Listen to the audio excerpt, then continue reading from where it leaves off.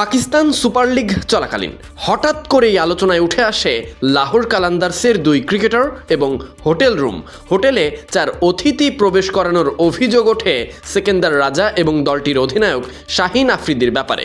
পরিস্থিতি তখন থেকেই ঘোলাটে। এরপর বিষয়টি নিয়ে সামাজিক যোগাযোগ মাধ্যম থেকে শুরু করে ক্রীড়া মাধ্যম কিংবা ক্রিকেট অঙ্গনেও শুরু হয় নানা রকম আলোচনা।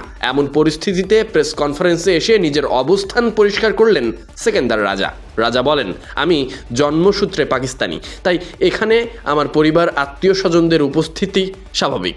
নিয়ম অনুযায়ী খেলোয়াড়দের হোটেলের বাইরে না যাওয়ার নির্দেশ ছিল, আর আমি সেই নিয়ম মেনে চলেছি। তার ভাষায় বাইরে গিয়ে দেখা করার বদলে ভেতরে বন্ধু এবং পরিবারের সদস্যদের সঙ্গে দেখা করা বেশি স্বাভাবিক মনে হয়েছে। এমন কিছু যা নির্দিষ্ট সময় নিষিদ্ধ, তা করলে পড়তে হবে জেরার মুখে। এমনকি এক্ষেত্রে অ্যান্টি করাপশন ইউনিট থাকে সজাগভাবে। কি হলো সে বিষয়ে জানতে চাওয়া হয় প্রেস কনফারেন্সে।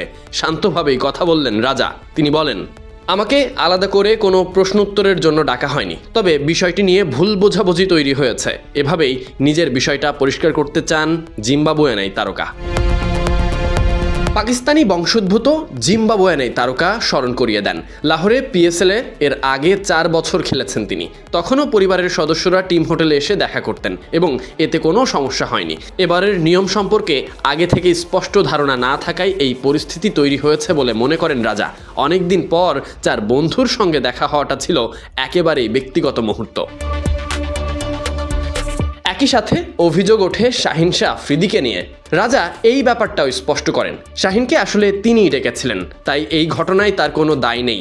আগের বছরগুলোতে এমন কোনো নিষেধাজ্ঞা না থাকায় এবারের নিয়ম সম্পর্কে শাহিনও অবগত ছিল না।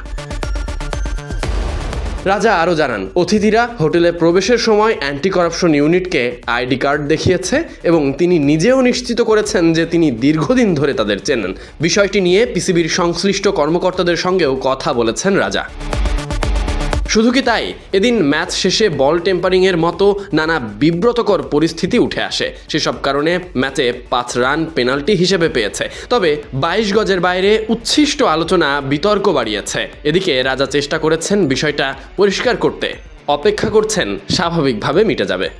Sadiq Ahmed Sani, BD Cric time.